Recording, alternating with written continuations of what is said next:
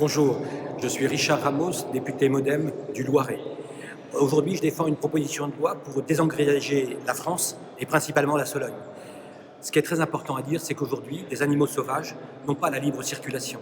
Ça veut dire que des grillages à hauteur de 2 mètres, enterrés dans le sol, ne permettent pas aux animaux sauvages de circuler librement.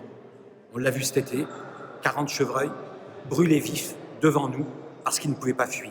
Je suis très content de m'être appuyé sur la proposition du sénateur Jean-Noël Cardoux pour faire que cette loi, avec les sénateurs et avec les députés, puisse trouver un sens et trouver un aboutissement.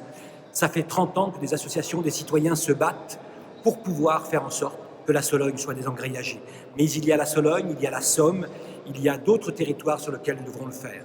Alors, je vous le dis, nous avons co-construit avec l'ensemble des groupes politiques, je dis bien l'ensemble des groupes politiques, cette proposition de loi.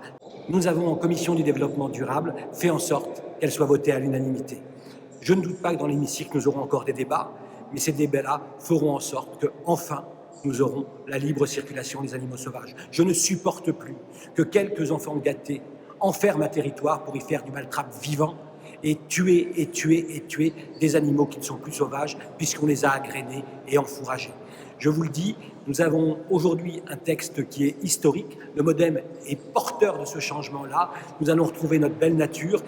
Évidemment, un mot à celui qui a habité ma circonscription, qui a tant écrit sur la Sologne. Je veux parler de Maurice Genevoix, rentré au Panthéon et qui a écrit sur la forêt, sur la liberté, sur la Loire, ces textes magnifiques sur la liberté et sur la liberté des animaux. Je lui rends un petit peu hommage dans l'hémicycle, car lui, cette liberté-là, il ne l'avait pas pendant la Grande Guerre. C'est pour ça qu'il a tant écrit sur la nature et la liberté.